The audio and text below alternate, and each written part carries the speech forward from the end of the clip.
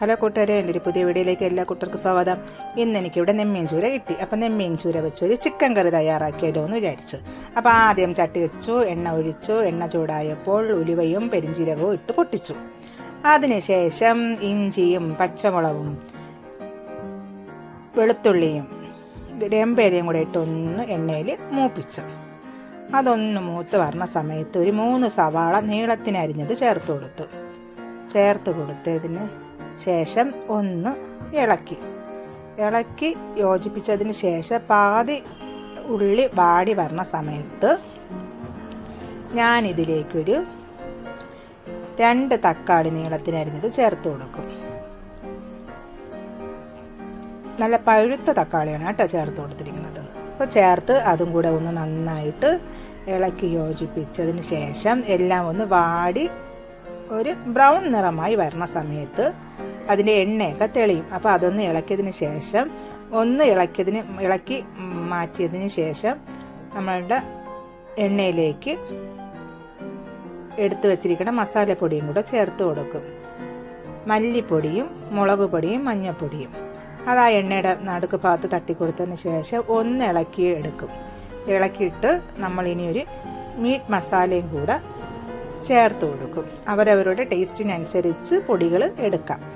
Meet മസാലയും കൂടെ ചേർത്ത് കൊടുത്ത് എല്ലാം കൂടെ ഇട്ടു നന്നായിട്ട് ഇളക്കി യോജിപ്പിച്ച് ആ മസാലയുടെയൊക്കെ ഒരു പച്ച കുത്തൊക്കെ മാറി വരുന്നത് വരെ ഒന്ന് ഇളക്കിയിട്ട് ഇനി നമുക്ക് പുളിവെള്ളം വേണം കേട്ടോ നമ്മുടെ ചൂര മീനിലേക്ക് കറിക്ക് ഒഴിച്ചു കൊടുക്കേണ്ട. അപ്പോൾ ഞാൻ പുളിയൊക്കെ വെള്ളത്തിലിട്ട് വെച്ചിട്ടുണ്ടായിരുന്നു, വാളംപുളി.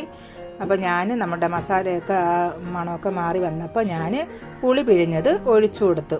ഇനി അതിനെ ഒന്ന് ഇളക്കിയതിന് ശേഷം ജസ്റ്റ് ഒന്ന് തിളയ്ക്കുന്നത് വരെ വെയിറ്റ് ചെയ്യും.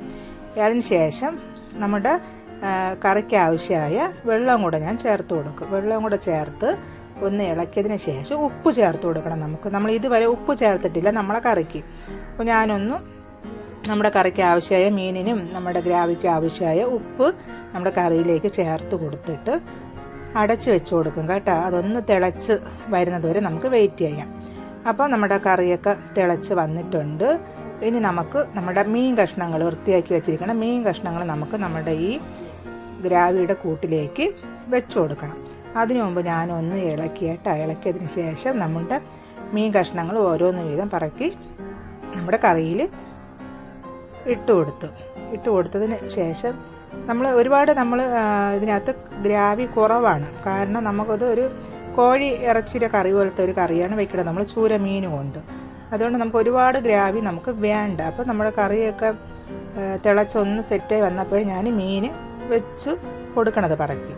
ഇനി നമ്മൾ മീനുകളെല്ലാം നിരത്തി വെച്ചതിന് ശേഷം കുറച്ച് കറിവേപ്പിലയും കൂടെ ചേർത്ത് കൊടുക്കും. കറിവേപ്പില ചേർത്ത് കൊടുത്തതിന് ശേഷം നമുക്ക് മസാലപ്പൊടിയിൽ നമ്മളുടെ ഗരം മസാലപ്പൊടി നമുക്ക് നമ്മുടെ കറിയിലേക്ക് ചേർത്ത് കൊടുക്കണം. അപ്പോൾ ഞാൻ 1 ടീസ്പൂൺ കണക്കിന് നമ്മളുടെ ഗരം മസാലയും കൂടെ നമ്മുടെ കറിയിലേക്ക് ഇട്ട് കൊടുത്തിട്ട് എല്ലാം കൂടെ ഒന്ന് ഇളക്കും കേട്ടോ. ഇളക്കിയിട്ട് അടച്ച് വയ്ക്കും.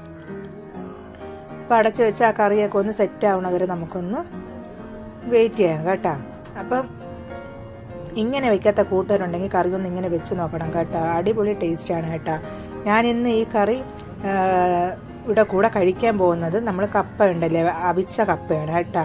അപ്പോൾ നമ്മുടെ കറിയൊക്കെ സെറ്റായിട്ട് നമുക്ക് കിട്ടി കേട്ടോ. നല്ല മണവും ഒക്കെ ഉണ്ട് കേട്ടോ. ഉപ്പും പുളിയും എല്ലാം കണക്കായിരുന്നു നമ്മുടെ കറിക്ക്. അപ്പം കുറച്ച് കപ്പയില്ല, അപ്പോൾ ഇച്ചിരി ഒരു കറി ജ്യൂസ് ഇത്തിരി വേണം. അപ്പോൾ നമ്മുടെ കറിയൊക്കെ ഒന്ന് സെറ്റായി കുറുകി കിട്ടി വന്നപ്പോൾ ഞാൻ മരിച്ചിനിയിലേക്ക് നമ്മുടെ കപ്പ ഒഴിച്ചു കൊടുക്കും കേട്ടോ.